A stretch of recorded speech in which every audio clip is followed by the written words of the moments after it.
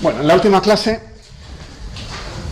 habíamos hablado de la ecuación geodésica en relatividad general, de cómo la primera ley de Newton se generalizaba a un espacio curvo a coordenadas no cartesianas. Habíamos escrito todas las piezas de esto. Después habíamos hablado del intervalo espacio-temporal, la métrica, en un espacio homogéneo isótropo, y decíamos que tomaba esta forma, eligiendo las coordenadas adecuadamente. No es obligatorio expresarla así, pero se puede expresar así. En términos de la expansión de Hubble, y la métrica, aquí se reconoce la métrica en esféricas en coordenadas comóviles. Después habíamos hablado de la trayectoria de un fotón. Teníamos esta expresión que aparece mucho en cosmología y que no sale más que de igualar esto a cero para un fotón, ¿verdad? Para una trayectoria radial. De ahí habíamos sacado el corrimiento al rojo cosmológico. Habíamos visto que la expansión del universo hace que la longitud de onda de los fotones se estire. De esto ya habíamos hablado otro día. Y luego estuve un rato estudiando la componente cero de la geodésica para una partícula con masa y vimos que la velocidad y el momento también caen con la expansión del universo. ¿De acuerdo? Esa era la situación. Bueno, me quería parar en esta gráfica que os enseñé el otro día. Os la quiero enseñar otra vez. Hemos estado hablando mucho de la ley de Hubble, velocidad proporcional al radio, a distancias pequeñas. Hoy quería empezar a irme un poquito al universo más profundo, más lejos, a tiempos mayores. Entonces quería volver a enseñar esta gráfica. Esto es la ley de Hubble vista con cuásares, ¿de acuerdo? Todos estos puntos grises son medidas individuales en un diagrama que tiene aquí el corrimiento al rojo, la Z, el cambio de longitud de onda de la luz, contra el módulo de distancia. Ahora discutiré los ejes un momento. Entonces, cada una de estas cosas grises es la medida de un cuásar, un objeto cuasiestelar que es una galaxia lejana. Y bueno, en el trabajo que cito por aquí, pues lo que se hace es un promedio, que no viene a cuento ahora, y de cada banda de estas son capaces de promediar y sacar uno de estos puntos rojos. O sea que estos puntos rojos son una medida derivada de las medidas directas, es una medida indirecta, de la expansión del universo con cuásares. Es indirecta porque es derivada de las medidas directas, que son estos puntos grises, ¿vale? La calibración, para ver que efectivamente funciona muy bien, se hace con las supernovas, que era otro peldaño de la escalera de distancias, que ya revisitaré aquí un par de semanas. Los puntitos azules que hay por aquí son las supernovas. Y si ampliamos este cuadro, eso es este de aquí, vemos que coincide muy bien. El promedio sobre los cuásares coincide muy bien con la medida de las supernovas, que son las azules. ¿De acuerdo? O sea que con cuásares está llegando a ver la expansión del universo, el diagrama corrimiento al rojo contra distancia, hasta zetas de orden 6. Se llega muy lejos, ¿vale?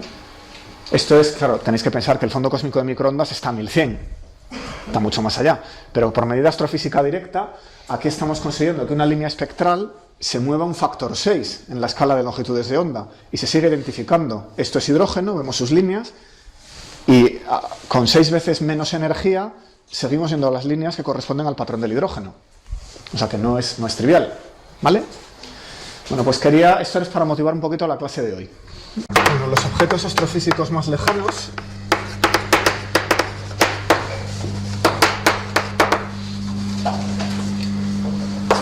Esa gráfica pues tiene datos de la hacia 2015, o sea que es bastante reciente.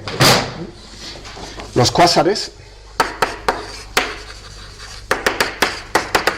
del inglés Quasi-Stellar Objects,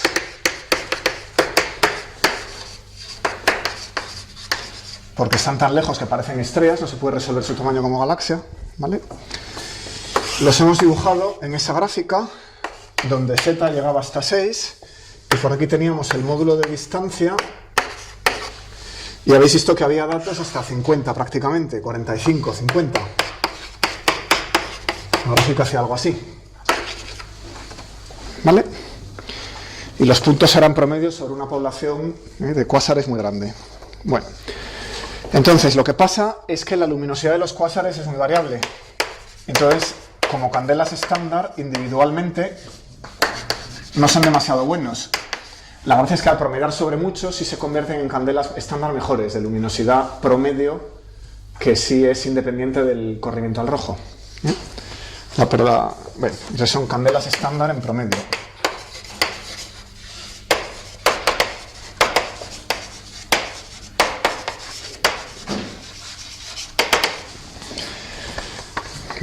Y la razón que permite que se usen como candelas estándar, curiosidad astrofísica, es que sus emisiones en el ultravioleta y en los rayos X están correlacionadas.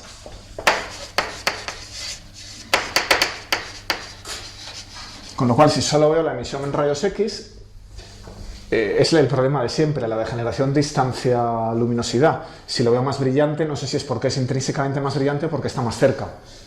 Pero al tener dos medidas, una en el ultravioleta y otra en los rayos X, sí se puede decidir un poco cómo es su luminosidad total. Y si uno tiene una población lo bastante grande, puede promediar y utilizar ese promedio como candela estándar, ¿vale?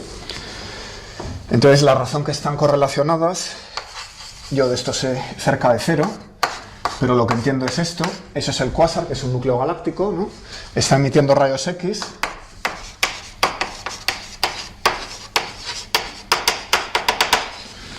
Y si por aquí hay nubes de gas que se calientan, esas nubes de gas degradan la radiación y la emiten en el ultravioleta. Entonces, cuanto más potente sea el núcleo galáctico en rayos X, más potente va a ser la emisión ultravioleta. Por eso hay una correlación entre estas dos. Pues yo, como esto no sé mucho, no me voy a meter, se lo dejo a los profesores de astrofísica. Y va a comentar esto de los ejes. Como os he puesto un problema con el módulo de distancia, debería comentar que el módulo de distancia, por si alguien se ha olvidado de esta parte de la astrofísica, era la magnitud aparente de un objeto menos la magnitud absoluta, y esto es igual a 5 logaritmo en base decimal de d medida en parsec, la distancia del objeto medida en parsec, menos 5. Bueno, si quiero sacar la distancia tengo que invertir esa fórmula. Entonces la inversión dice que la distancia en parsec es 10 elevado a ese módulo más 5 dividido por 5. Entonces, ¿qué quiere decir esto de módulo 45, módulo 50? Si pongo que el módulo es 45, estoy diciendo que la distancia de esta fórmula son 10 gigaparsec, 10 elevado a 10. Y si pongo muy igual a 50, estoy diciendo que la distancia son 100 gigaparsec. ¿Vale? Imagino que seríais capaces de sacar eso, ¿no? Y corregirme si me equivoco. Bueno, ¿eso qué quiere decir? Que estos objetos que se están midiendo tan lejos están imposiblemente lejos. Porque hemos dicho que la edad del universo, el inverso de la constante de Hubble, es de orden 14 gigaparsec. Y la edad del universo pues puede ser 10 gigaparsec, 12 gigaparsec, 13,8 gigaparsec, ¿vale? Pero no pueden ser 100, no pueden ser 50, 80. Y eso está bastante descartado ya. ¿Eso qué quiere decir? ¿Cómo pueden estar estos objetos tan lejos? Eso lo entendéis, ¿verdad? ¿Cómo puede ser que diga que en esta gráfica que os he proyectado antes ponga que hay un objeto que está mucho más lejos que la distancia que ha podido recorrer la luz? ¿A qué se puede deber? Exacto, cuando se emitió la luz estaba más cerca, la luz viene viajando, pero el espacio entre el fotón que nos ha llegado y este cuásar se ha abierto, ¿no? Porque el universo se ha expandido detrás de la luz, delante también, pero sobre todo detrás. Entonces me han aparecido 50 gigaparsec, donde la luz antes solo había recorrido 1. ¿Se entiende? Gracias. Bueno, pero esto dice que hay que tener cuidado con el universo profundo. Entonces, vamos a emplear la clase de hoy en entender las distancias a grandes escalas, ¿vale? ¿Qué queremos decir cuando decimos que un objeto está a tal distancia? Y claro, lo que está pasando es que si el universo se está expandiendo, hoy estamos por aquí a lo mejor, y estamos mirando un objeto muy atrás, pues esta A ha estado actuando durante todo este intervalo de tiempo y nos ha dilatado las distancias. O sea que, claro, yo no tengo una regla instantánea. No puedo coger una regla y ponerla entre el cuásar y yo, que es lo que haría para medir ese objeto. Solo miden el cono de luz a través de los fotones que viajan siguiendo el cono de luz en este espacio de Freeman-Robertson-Walker, ¿vale? O sea que tenemos que definir las distancias con un poquito de cuidado, no es por torturaros, ¿eh? Entonces la primera definición es la llamada distancia por luminosidad.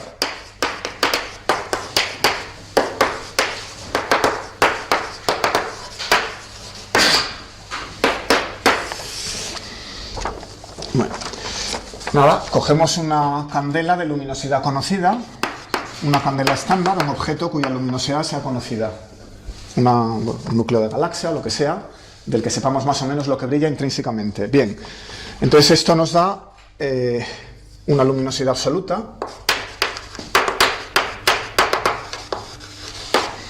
Y medimos en la Tierra una luminosidad aparente.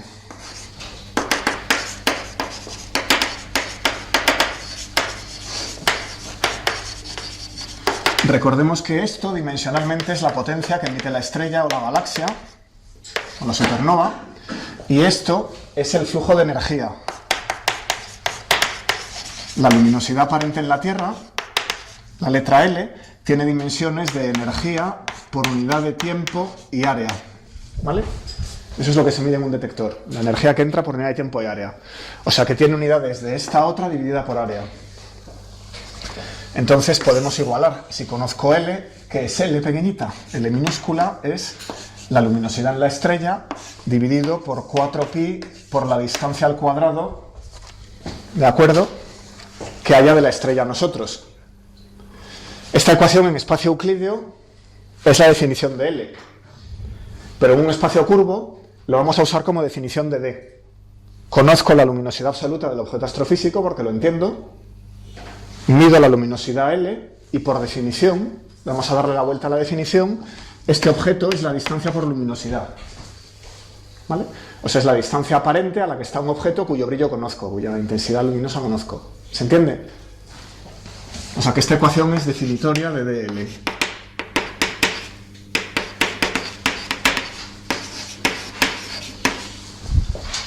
En espacio euclídeo sería al revés. DL sería trivial, lo entendería muy fácilmente y lo usaría para definir la luminosidad aparente o para calcularla, ¿vale?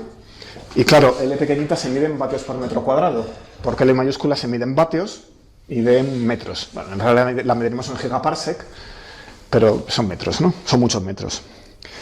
Bueno, pues lo siguiente es ver cómo se parece esto a la distancia que yo llamaría geométrica en este espacio de Robertson-Walker, donde la distancia tendría que salir de la métrica. Entonces, esta distancia física que se mide con un telescopio, ¿qué tiene que ver con la distancia métrica? Bueno, el área geométrica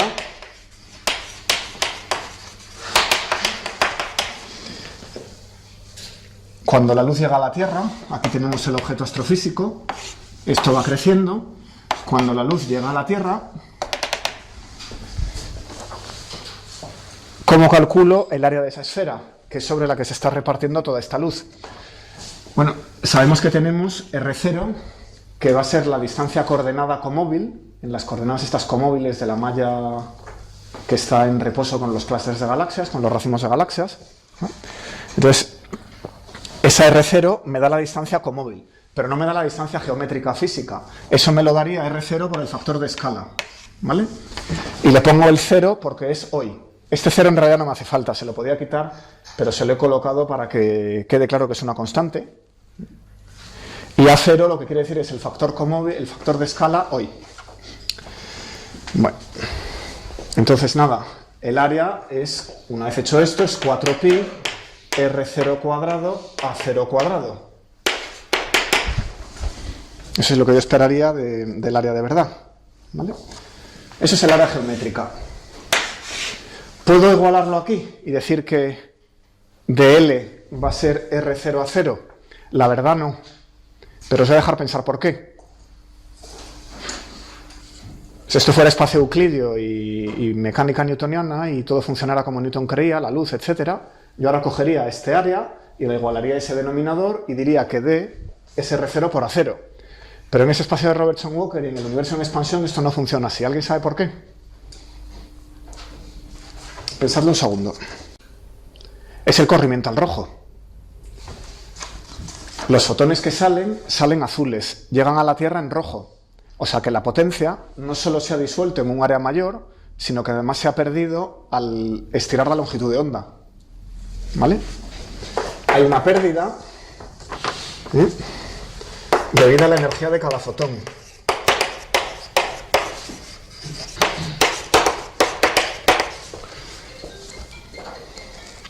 Entonces, al llegar a la Tierra, vamos a llamarlo E0, es la energía en la fuente dividido por 1 más z, ¿vale? Con el corrimiento al rojo. Si z fuera 0 sería la misma, pero según corrimiento al rojo se nos cuela aquí el factor z, que sacábamos de la longitud de onda, ¿vale? Bueno, pues eso no es todo, hay otro factor.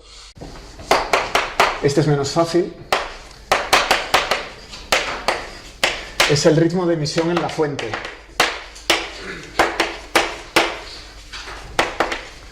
No solamente los fotones tienen menos energía porque durante el viaje se han estirado, sino que además el ritmo de emisión en la fuente pues ha caído.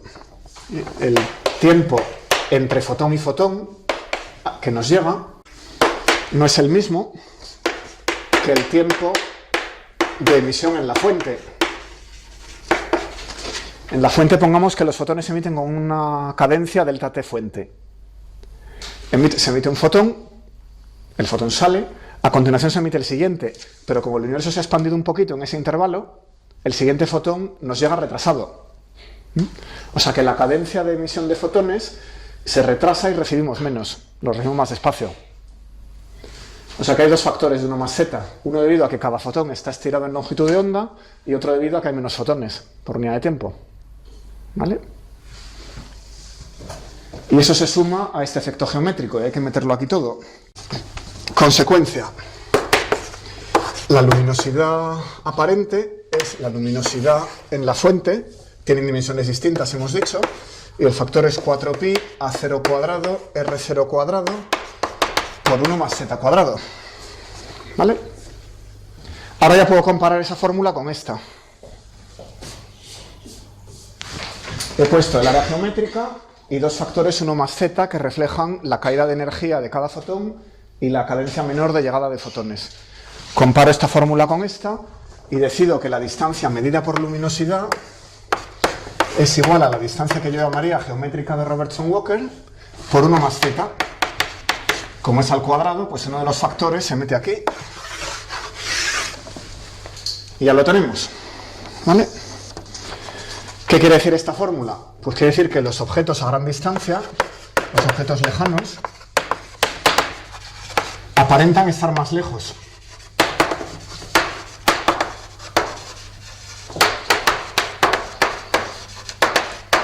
Porque como la luz se debilita, el ritmo de llegada de fotones y su frecuencia está cayendo, pues nos aparece como que la fuente es más débil, como que está más lejos aún. O sea que la distancia por luminosidad nos hace aparecer las cosas más lejos de lo que están de verdad. Bueno, el límite evidente, si z es bajo, entonces este factor se va y queda que la distancia por luminosidad coincide con la geométrica, a z bajo. Pero a z muy grande, en el universo profundo hay que tener cuidado, porque no es la geométrica. ¿Cómo queda el módulo de distancia con esta fórmula? La mu, de la que hablábamos hace un minuto. Pues esto va a quedar 5 logaritmo en base 10 de RA0 a 0 medida en megaparsec, me parece. Megaparsec. Cuidado que podrían ser parsec, antes estaba usando parsec.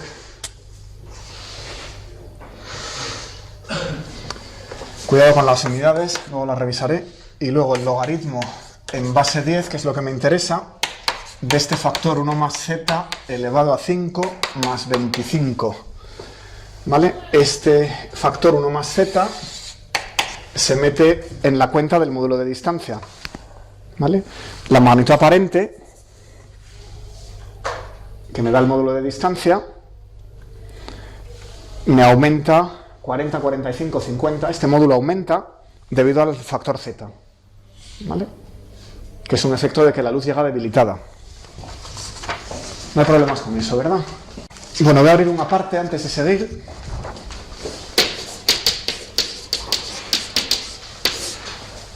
Porque esto es la luminosidad total, la potencia total de la fuente, pero ningún detector observa la potencia total de la fuente. En la práctica,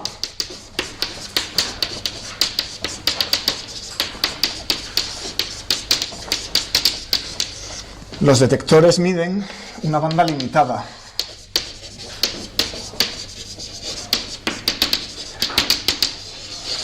Tienen una sensibilidad a una parte del espectro.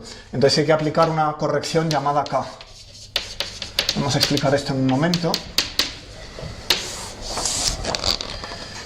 Tenemos aquí el espectro de la fuente frente a la longitud de onda.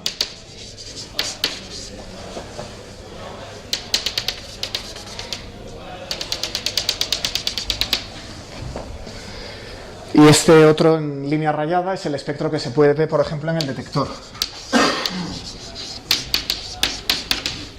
en el que el espectro está corrido hacia la derecha, hacia el rojo. O sea, lambda va a parar a lambda por 1 más z, como hemos dicho siempre. ¿Vale? Esto es, si tenemos una banda aquí, situada en lambda, y de espesor delta de lambda en la fuente, imaginemos que eso es la banda del detector, ¿vale? Uno tiene una cámara acoplada a un telescopio que ve una cierta banda de frecuencias, de longitudes de onda en este gráfico, pues eso se va a correr hacia el rojo. Lo que el detector de verdad está viendo es esto. Eso es lo que se mide. Delta lambda por 1 más z en el detector. Uno mide esto y en realidad lo que está midiendo es esto otro. Lo que vemos está aquí en la Tierra, lo que se emitió, que ahora nos está dando esa luz, en realidad tenía una longitud de onda más corta en la fuente. Entonces vamos a escribir la luminosidad en lambda con anchura delta de lambda. Tendríamos diferencial de L respecto de lambda y por definición va a ser L por I. ¿Vale? La luminosidad por unidad de longitud de onda va a ser una función intensidad. Lo que pasa que para normalizarla voy a sacarle un factor L, que le quita las dimensiones a la L. De manera que eso tiene dimensiones de inverso de longitud de onda. ¿De acuerdo? O sea que eso es una definición de I. Eso es la luminosidad total en la fuente. Bueno, pues el flujo de energía, luminosidad aparente en esa banda, la luminosidad aparente, vamos a ponerla por aquí, está en lambda por 1 más z y tiene anchura delta de lambda por 1 más z. Hemos pasado de aquí a aquí. Entonces ahora tenemos que la luminosidad aparente por unidad de lambda, evaluada en lambda por 1 más z, hay que multiplicarla por delta lambda por 1 más z. Esta luminosidad total va a parar a esta luminosidad aparente. Bueno, eso quiere decir que hay un 1 más z adicional. Este 1 más z no lo teníamos en la discusión que nos ha llevado a esta distancia por luminosidad. Este solo sale al integrar sobre todas las bandas de frecuencia. Si solo miramos una banda de frecuencia, hay un 1 más z menos, que es lo que se ha ensanchado esto.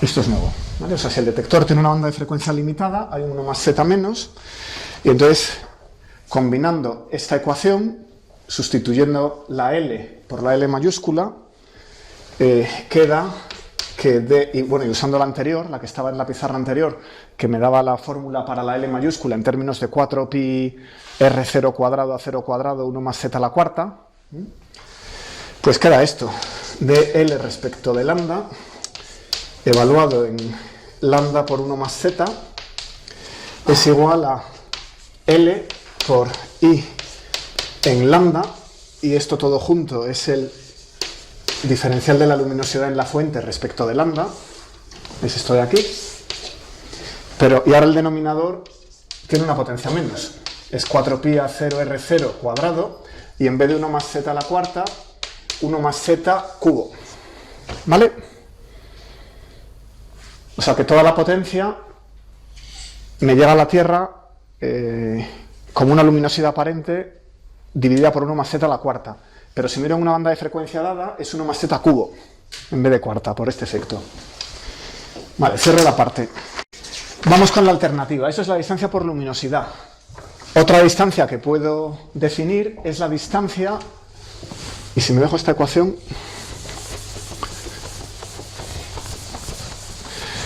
otra que puedo definir es la distancia por diámetro angular. A ver qué es esto. Bueno, entonces, si tenemos un espacio plano estático,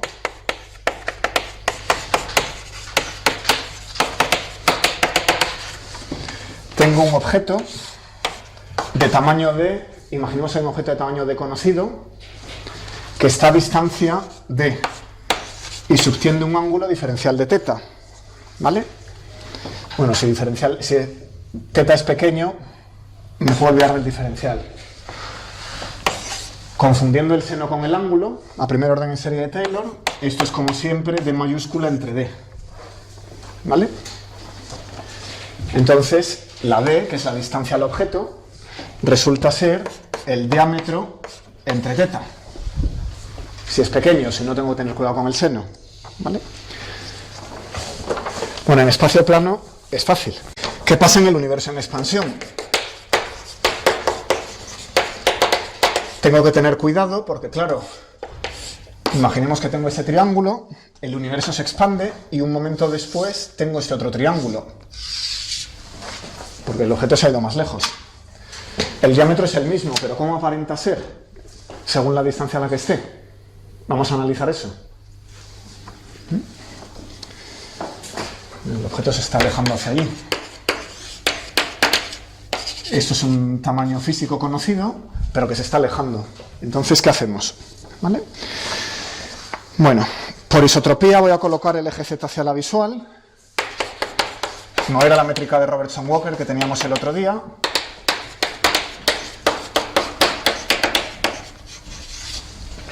Entonces, este es el objeto de tamaño D entre los puntos A y B. La Tierra está aquí. La dimensión que estamos mirando es perpendicular a la visual. Y bueno, hay dos fotones que salen, uno de aquí y que viene para la Tierra, otro de aquí que viene para la Tierra. Pues estos son dos geodésicas nulas. Si son dos fotones, son dos geodésicas nulas de las que hablábamos el otro día. ¿Vale? Entonces voy a utilizar la métrica de Friedman-Robertson-Walker. Estaba al principio de la clase por ahí. Y voy a decir que este d cuadrado es igual a menos d por... Esto es el x a b. Es la distancia entre a y b al cuadrado. Tengo que ir de a a b al cuadrado. Y esto es lo mismo en la geometría de Robertson-Walker con la métrica de antes. A r0 cuadrado, a cuadrado en el instante de emisión, por dθ cuadrado o θ cuadrado. El d me está entrando y saliendo todo el rato. Si θ es pequeño no me hace falta. ¿Vale? A ver qué es esto. ¿Qué es esta distancia al cuadrado entre a y b? Pues en la métrica de Robertson-Walker, si esto es el eje z, eso es un desplazamiento diferencial de θ. ¿Vale?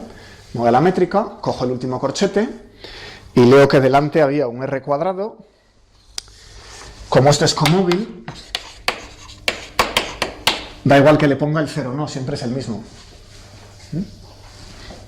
Lo que está cambiando con la expansión es a cuadrado.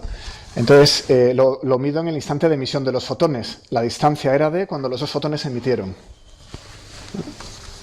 Bueno, pues ahora han pasado 1000 millones de años y los dos fotones llegan a la Tierra, uno de cada lado de la galaxia. Entonces ya no tenemos este factor de escala, tenemos otro. Con lo cual va a haber que cambiar de variable. ¿Os dais cuenta de la filosofía que intento usar estos días? Si puedo, me lo llevo todo al espacio comóvil, donde las cosas no cambian, y factorizo todo en el factor de expansión. Y en el espacio comóvil las cosas son más sencillas. Bueno, entonces, este de θ cuadrado, hemos dicho que era d cuadrado entre r0 cuadrado a cuadrado de emisión. Por cierto, este ángulo también es comóvil, he sacado la flecha pero no he llegado a escribirlo. Está en la métrica de Friedman, Robertson, Walker que escribimos en la clase anterior del lunes y eso eran las variables comóviles. O sea que aquí toda la expansión está aquí metida. Bien, entonces vamos a escribir este ángulo tal y como lo vemos hoy. ¿Qué vemos hoy? El tamaño al cuadrado del objeto que creemos conocer porque es una galaxia y estadísticamente sabemos cómo son de grandes. Eso es tirarse a la piscina porque eso en realidad no ocurre. Las galaxias tienen muchos tamaños, pero imaginemos que conociéramos el tamaño del objeto, ¿vale? Y R0 cuadrado, y ahora cambio esto por A cuadrado hoy, que es el 0, dividido por 1 más Z cuadrado. Porque ya hemos calculado el otro día que entre la emisión y hoy va un factor 1 más Z. Como está al cuadrado hay 2. O sea, 1 más Z nos vale tanto para dilatar las longitudes del espacio como las longitudes de onda. Ya hemos visto que se dilatan por igual, como los momentos de las partículas. Siempre sale 1 más Z. Bueno, entonces reajusto esto. Vamos a llamar esto a 0. Entonces R0 A0 entre 1 más Z, que es lo que sale aquí debajo, va a ser igual al diámetro angular conocido del objeto dividido por diferencial de teta. ¿Vale? Bueno, esto de manera natural, comparando con el espacio euclídeo, con esta ecuación, es lo que yo llamaría la distancia. Le vamos a poner un subíndice. La distancia por diámetro angular, que la definimos, como siempre, como el tamaño conocido del objeto dividido por el ángulo, ¿vale? La distancia por tamaño angular va a ser esto. Esto es lo que se mide, el ángulo en el telescopio. Esto es lo que se cree, el tamaño del objeto que vemos en el cielo. La teoría nos tiene que decir qué es esto. Y de aquí deducimos inmediatamente la distancia por tamaño angular. Y si la queremos expresar en términos de la distancia geométrica, pues va un 1 más z abajo. Pero ahora fijaos en la sorpresa. Se comporta al revés que la distancia por luminosidad. La distancia por tamaño angular, respecto a la geométrica, es más pequeña. Los objetos nos parecen más cerca.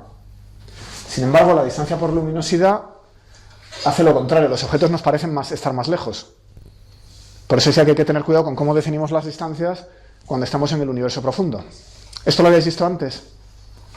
No. Vale, aclarado. Entonces, ¿qué es una regla estándar? Habíamos hablado de candelas estándar. La candela estándar era algo cuya luminosidad era conocida y me permitía sacar la distancia por luminosidad. ¿Qué es una regla estándar? Es algo cuyo diámetro angular es conocido. Entonces me permite sacar una distancia a un objeto por tamaño angular. O sea que eso es análogo a la candela estándar, pero con esta otra definición. Esto es un objeto de D conocido. Bueno, y las malas noticias es que las galaxias y los cúmulos de ellas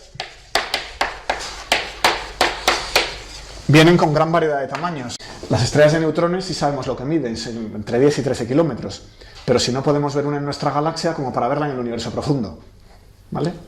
O sea que realmente no tenemos ningún objeto cuyo tamaño realmente conozcamos. En los últimos años ha aparecido una excepción, que veremos a final de curso, las oscilaciones bariones acústicas. Es la primera vez que hay una regla estándar clara, ¿vale? No es un objeto astrofísico, es una modulación de la densidad de objetos astrofísicos. Pero resulta que la modulación de esa densidad se sabe con qué tamaño ocurre, por razones que veremos en su día. ¿Vale? Entonces esa sí se puede usar como regla estándar a muy grandes escalas. Bueno, pues como la gente tiene mucha imaginación, este comportamiento, que la distancia por diámetro angular caiga como 1 más z y la distancia por luminosidad sea proporcional a 1 más z, esto que clásicamente en espacio euclídeo no es así, nos permite comprobar la expansión. Esto permite diseñar un test de varios de la expansión. El que os voy a contar es el test de Tolman, para que veáis un ejemplo de cómo se puede usar.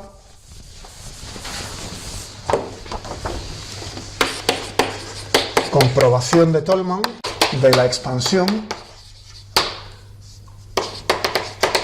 por brillo superficial. La comprobación es por brillo superficial. Bueno, entonces tengo que definir qué es el brillo de una superficie. Entonces vamos a ilustrarlo con esta foto. Aquí tenemos los telescopios del Roque de los Muchachos, que son 3 superficies a distancias diferentes del observador, ¿vale? Eso está en las Canarias, en la isla de La Palma. Os recomiendo que vayáis por allí por muchas razones y no os perdáis la subida a los telescopios. Bueno, pues vamos a coger 3 cajitas en esos telescopios, catapaf. ¿Vale? He puesto 3 elipses, una en cada uno. El observador está aquí. El que ha tomado la foto más o menos debía estar por aquí, ¿no? ¿De cuál de estas 3 elipses os llega más luz? Las 3 elipses, cuando lo que he hecho ha sido copiarlas y pegarlas con el PowerPoint, ¿no? O sea que son de tamaño idéntico. Son de tamaño idéntico. Entonces, ¿por qué dices que la que está más cerca te hace llegar más luz? Te hace llegar la misma, ¿no?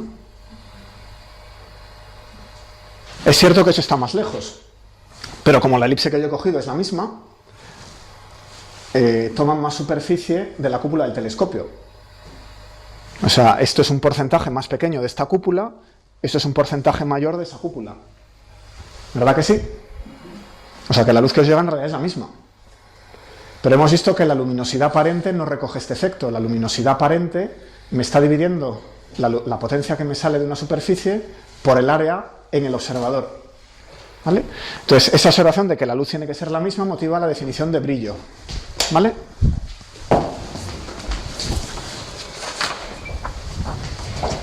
Vamos a definir el brillo de una superficie como la luminosidad aparente que nos llega por unidad de ángulo sólido. El truco es que esas 3 elipses pues subtienden el mismo ángulo sólido. Lo que pasa es que aunque el flujo de energía L minúscula sea menor, eso es lo que tú querías decir, en eso tienes razón, el flujo de energía por unidad de área que te llega es más pequeño porque la cúpula de atrás está más lejos. Sin embargo, el brillo es el mismo. ¿Vale? Al normalizar por el ángulo sólido en el telescopio, en la cámara fotográfica. Bueno, ya tengo definido el brillo. Entonces, no sé si merece la pena dejarlo.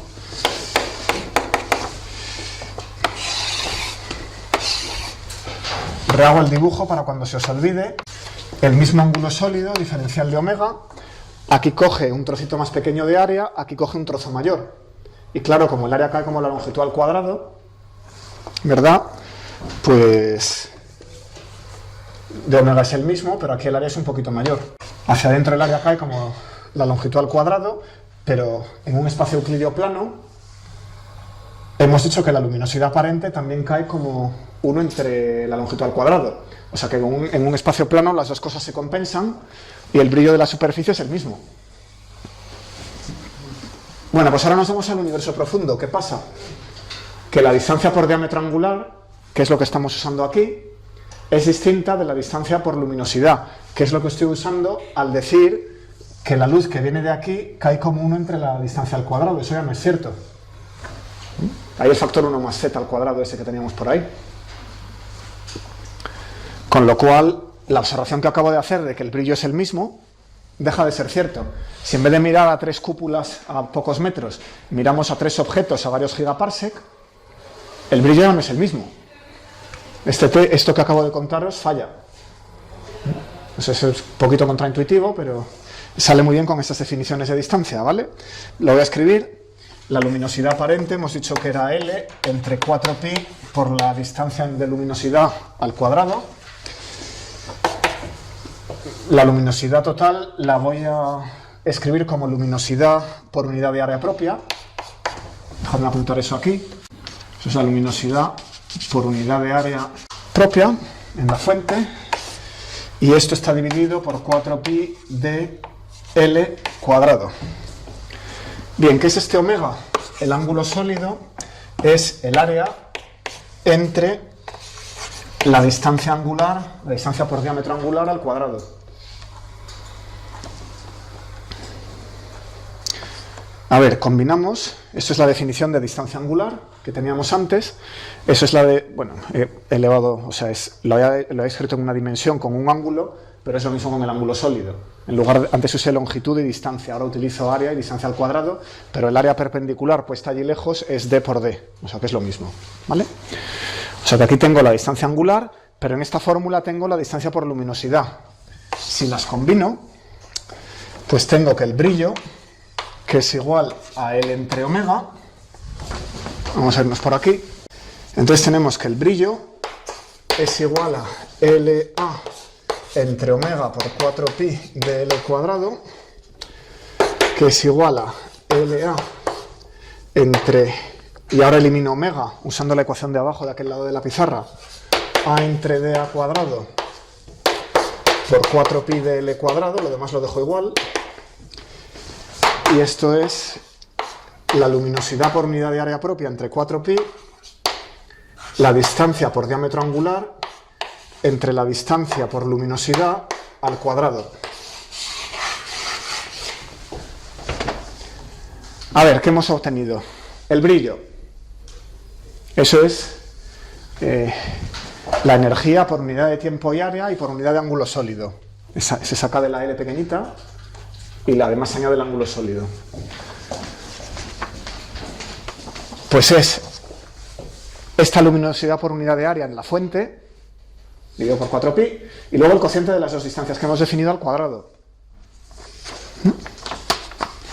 Bueno, pero sabíamos que esta crecía con 1 más z y la otra, esta caía con 1 más z y esta crecía con 1 más z, ¿no? Entonces tenemos una potencia 1 más z a la cuarta. El brillo es L entre 4pi, 1 más z a la cuarta. ¿Vale? La energía por unidad de tiempo, por unidad de área y por unidad de ángulo sólido que nos llega de un objeto lejano cae como 1 más z a la cuarta. Fijaos que en un espacio euclídeo esto se cancelaría, la distancia por unidad de área, o sea, la distancia por diámetro angular y la distancia por luminosidad se cancelarían en el espacio plano que no se estuviera expandiendo, un espacio estático, y aquí tendríamos un 1. Luego esto nos permite dar un test del universo en expansión. Eso de que la ley de Hubble viene de un universo en expansión, lo que hay que hacer es medir el brillo de algo y a continuación ajustarlo a z, que es lo que os iba a enseñar. Vamos a ver, el test de Tolman fue llevado a cabo por Lubin y Sandage en 2001. Lo que encontraron es lo siguiente: la potencia es 1 más z elevado a 3 más menos 0,5.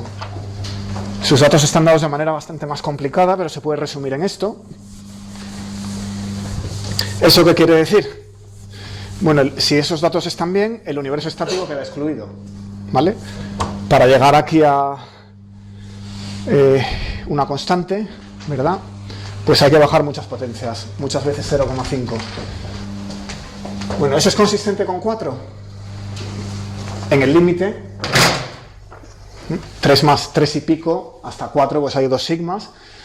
Se puede considerar casi consistente. La diferencia es sistemática, no es estadística. O sea, es inútil medir más para bajar ese error, porque la diferencia se cree que es la evolución de las galaxias. O sea, que aunque uno mejorara este error, no se iba a acercar más a 4. Porque claro, la galaxia que estamos viendo ahora es distinta de la galaxia vista cuando era joven. Entonces tenía más estrellas azules y emitía potencia de otra manera. Con lo cual, las galaxias son más brillantes por ser más jóvenes en el universo pasado, y en consecuencia el exponente parece más pequeño. La luz no ha caído tanto como nos diría esta regla. ¿Vale?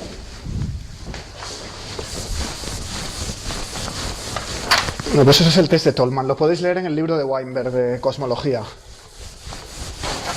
El libro de Weinberg es bastante difícil para un primer curso, pero bueno, una vez que os lo he explicado hay cosas que se pueden leer ahí.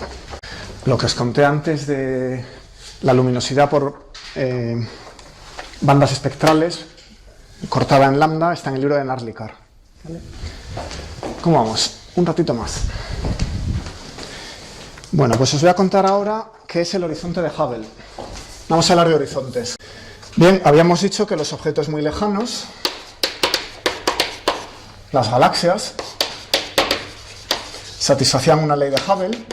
Si me voy extremadamente lejos habrá que ver, pero a distancias bastante grandes se satisface la ley de Hubble. Claro, llegará un momento que la distancia será tan grande que V sea igual a C. ¿Eso no supone un problema? En relatividad especial nada puede exceder la velocidad de la luz. Aquí sí, porque no es que un fotón se mueva más deprisa que la luz, no es que una partícula se mueva más deprisa que la luz, es que el espacio debajo se le expande. Es distinto. O sea que esto no viola nada, eso es un efecto geométrico, yo no puedo mandar ninguna señal que en ese espacio viaje más deprisa que la luz, lo que ocurre es que el espacio en sí mismo se está agrandando. Y como eso es un efecto óptico, ¿no? El ejemplo característico que se cuenta en relatividad especial es el rayo de luz, el láser que barre la luna. Si yo cojo un láser y barro la luna muy deprisa, el lugar geométrico de la intersección del láser con la superficie de la luna aparenta moverse más rápido que la luz. Pero es un efecto geométrico. En realidad, el selenita que está del lado derecho de la luna no puede mandar ninguna señal al selenita que está en el lado izquierdo. Soy yo que lo preparo todo. A aquel señor le ha llegado un láser y de repente a aquel señor le llega un láser, no sabe por qué, no sabe que antes le ha dado al otro. Y no ha habido tiempo de que el otro le diga que a él le han dado un golpe. ¿Vale? O sea que eso es un efecto geométrico. ¿Ok? No hay ninguna señal física moviéndose más rápido que la luz. Bueno, pero sí me interesa decir cuándo ocurre esto. Este efecto geométrico se activa cuando la distancia, que se llama horizonte de Hubble, así que R sub h, es igual a 1 entre h. Es igual a 1, claro. Antes decíamos que h era constante. Cuando asumíamos h constante al principio del curso, en la primera clase, entre paréntesis, cuando decíamos que h era constante, no era un parámetro, no dependía del tiempo, entonces lo que decíamos es que d entre c, este horizonte de Hubble, pues nos estaba estimando la vida del universo. Eso ahora no es cierto porque la expansión del universo tiene dinámica, hemos dicho, el ADT depende el factor de expansión depende del tiempo, o sea que esto no es un estimador de la vida del universo, pero sigue siendo un horizonte interesante, es el punto donde la velocidad de la luz iguala la velocidad de expansión. ¿Vale? Entonces ahora, teniendo dinámica de expansión, pues h no es constante. Entonces, este horizonte de Hubble es igual al factor de expansión por un horizonte que está dado en coordenadas comóviles. El horizonte de Hubble es una distancia física, depende del tiempo, es el factor de expansión veces la posición del horizonte en coordenadas comóviles. ¿Sí? Vamos a derivar esta ecuación. A ver cómo depende del tiempo. Antes, al principio del curso, cuando solo sabíamos la ley de Hubble, eso era una ley fija. H era una constante y entonces aquí no habría nada que derivar. Pero como ahora sabemos que A tiene dinámica, podemos derivar esta ecuación y tenemos que R punto pues es igual a A punto por X, que es igual, voy a dividir por A punto por A y multiplico por A por X, que es igual, este paréntesis lo reconocemos como la constante de Hubble, por R de t, que es A por X. O sea que la derivada de ese horizonte, como la de cualquiera, pues viene dada por la constante de Hubble, por el parámetro de Hubble, porque aquí no es constante. O sea que el horizonte se está moviendo. Según lo que haga el universo, el horizonte, es decir, el punto en el que la velocidad de expansión igual a la de la luz, se nos está moviendo, se acerca o se aleja según lo que haga el universo. ¿Vale? Bueno, ¿qué pasa a esa distancia?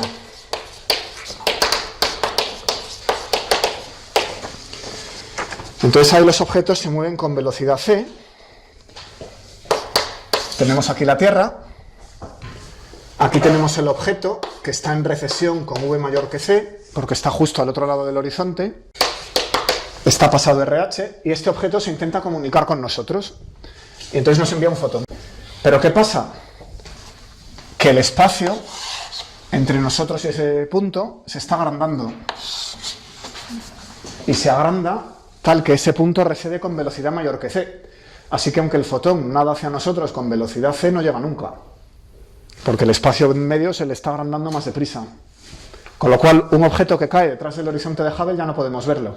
La expansión arrastra ese fotón hacia atrás. Pues ¿cómo es esta expansión en un universo dominado por materia? Que es el caso característico que hemos visto ahora mismo.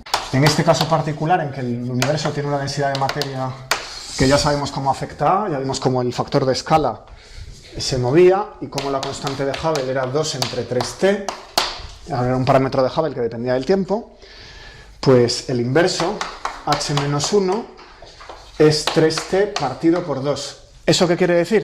3t partido por 2 quiere decir que la distancia al horizonte de Hubble está aumentando.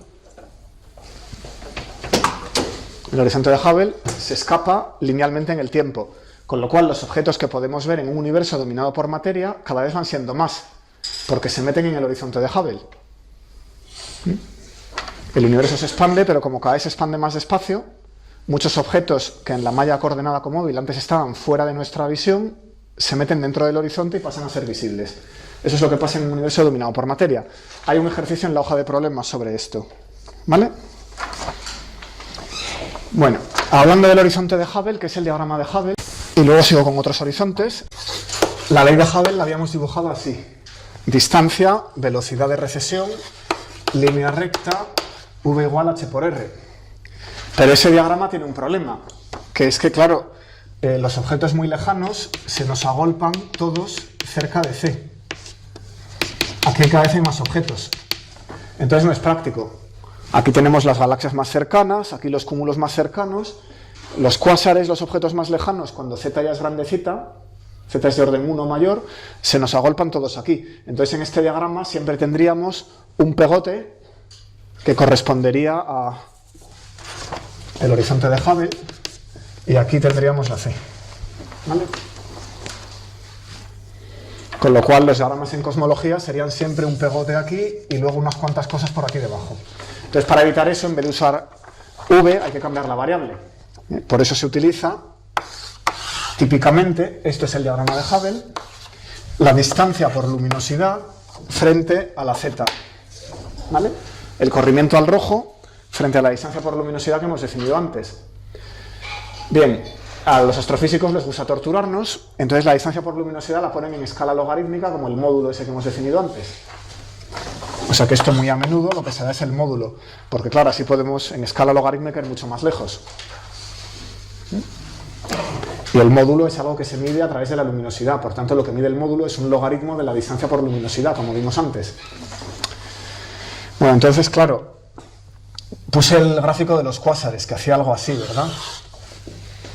Teníamos el módulo de distancia contra Z al principio de la clase y hacía algo así. Bueno, pues por aquí abajo, como Z coincide con la velocidad partido por C y la distancia por luminosidad coincide con la distancia geométrica ordinaria, que es lo que aquí llamamos R, pues en la parte baja el diagrama es el mismo. Pero cuando nos separamos, esto se extiende mucho más allá y nos evitamos ese problema. ¿De acuerdo? Y ambas magnitudes son relativamente medibles. La Z se mide viendo el espectro, viendo cómo se corren las líneas espectrales, y la distancia por luminosidad, pues viendo la intensidad de la fuente, con las candelas estándar. Vamos con el horizonte de partículas. Entonces, esa es la máxima distancia física que ha podido recorrer un fotón desde el principio de los tiempos. ¿Por qué digo distancia física? Para que no se confunda nadie con la comóvil. Cuando digo física, lleva el factor de escala de t. Desde la época de la gran explosión, cuando se formó el fondo cósmico de microondas o poco antes, pues un fotón ha podido recorrer una distancia física que es ese horizonte de partículas. Como cualquier partícula masiva se mueve más despacio que la luz, ninguna partícula puede exceder ese horizonte. Por tanto, vale para todas. Así que donde digo fotón, esto incluye cualquier otra partícula. Protón, electrón, lo que sea, porque tienen masa. Por eso se llama horizonte de partículas. Ningún objeto masivo ha podido recorrer una distancia mayor que esa. ¿Vale? Bueno, entonces lo vamos a hacer como un fotón. ¿Por qué? Porque es más fácil. Utilizamos la métrica del universo homogéneo isótropo que tenemos en la clase anterior. Y decimos que ds cuadrado es dt cuadrado menos a cuadrado de t, el factor de expansión, f cuadrado de r, esta la tenéis ya, no hay que copiarla, por favor, de teta cuadrado más seno cuadrado de teta diferencial de phi cuadrado, la tenéis al principio de la clase y en la clase anterior. ¿Qué me he dejado por ahí? El ds cuadrado, ¿no? Abajo. Gracias. Y para un fotón esto es igual a 0. ¿Vale? Bien, entonces, como igual que el otro día, la distancia la tomamos radialmente.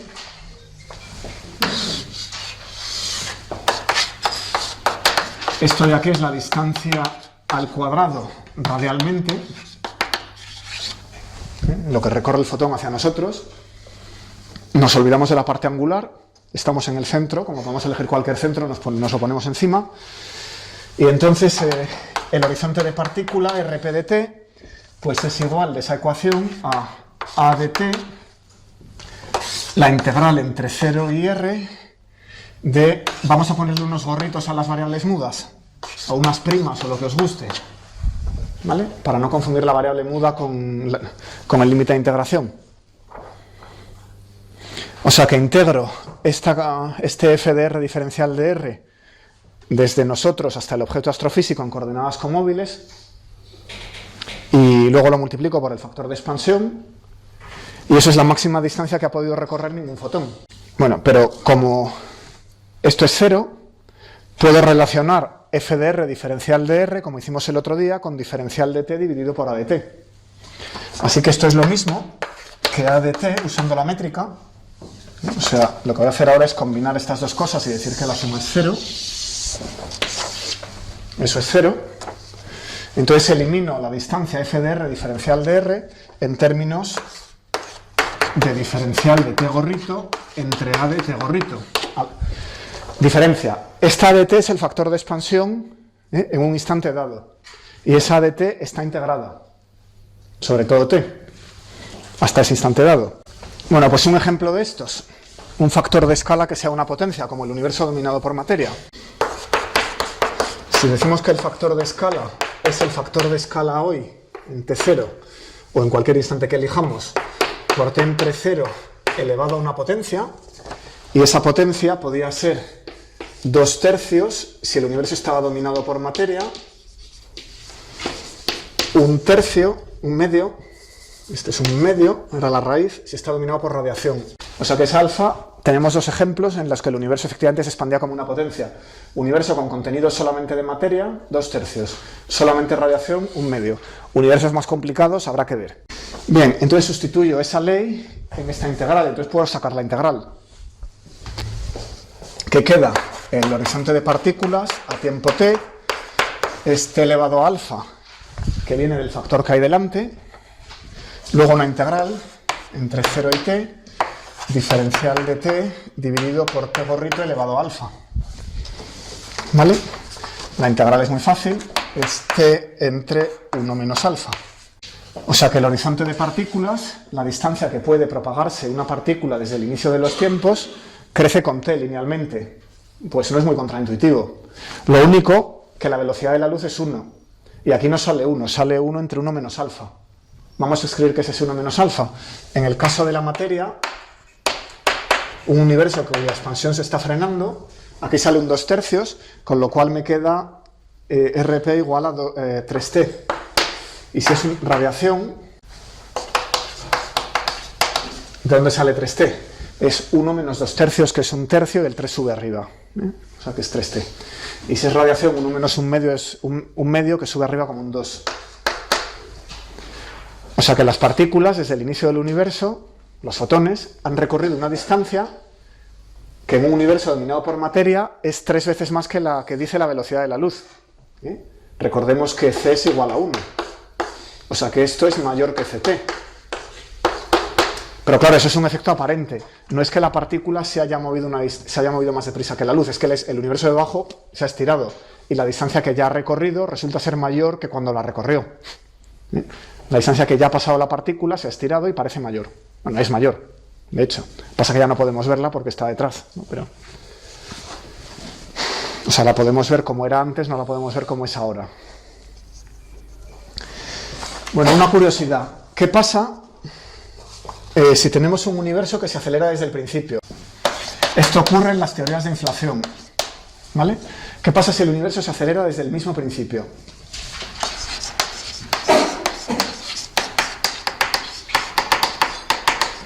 ¿Vale?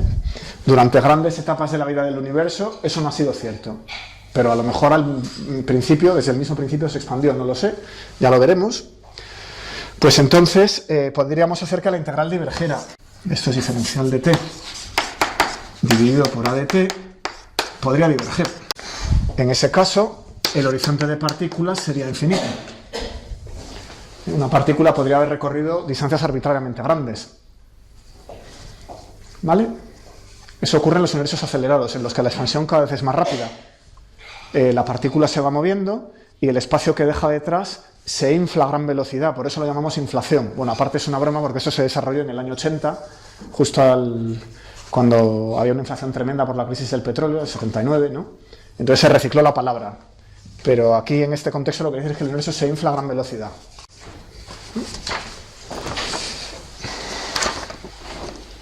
Bueno, un horizonte más. Esto es hacia el pasado, se llama horizonte de partículas. ¿Qué pasa hacia el futuro? Si yo cojo ahora y emito un fotón, ¿hasta dónde va a llegar? Es decir, ¿qué alienígenas en otra galaxia van a poder saber nunca que nosotros existimos? Eso se llama horizonte de sucesos. Entonces, el horizonte de sucesos, los puntos que haya detrás de ese horizonte van a ser puntos que nunca serán alcanzables. ¿Sí? Aunque enviemos una señal, nunca les va a llegar, porque la luz no llegará nunca, y lo sacamos por igual de esta métrica, pero en vez de integrar desde el pasado, desde el Big Bang hasta hoy, lo integramos al revés, desde hoy hasta infinito, hasta el tiempo máximo. Entonces, esto es a de t por la integral, igual que esa, pero desde t hasta infinito. Lo único que han cambiado son los límites de integración, hacia el futuro. Diferencial de t partido por a de t. ¿Se entiende, verdad? Reciclo la misma teoría y la pongo hacia el futuro en vez de hacia el pasado. He cambiado los límites, atentos aquí.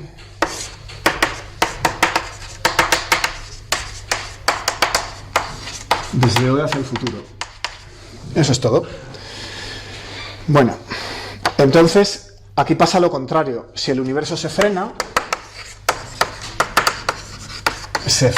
porque ahora mismo no creemos que esto esté ocurriendo, si el universo se frenara hacia infinito, entonces esa integral acabaría divergiendo y todos los puntos serían alcanzables. ¿Eso qué querría decir? Bueno, hay un horizonte de sucesos que resulta que se va moviendo y todos los puntos en el futuro entran dentro del rango de una señal. ¿Por qué? Porque se dejan de alejar, el universo se frena, cada vez se expande más despacio, los puntos hacia el futuro se dejan de alejar y aunque estén muy lejos, eventualmente les llegará un fotón. Bueno, si el universo se acelera, si se frena, converge, diverge, hemos dicho, diverge a infinito, eventualmente, todos los puntos son alcanzables,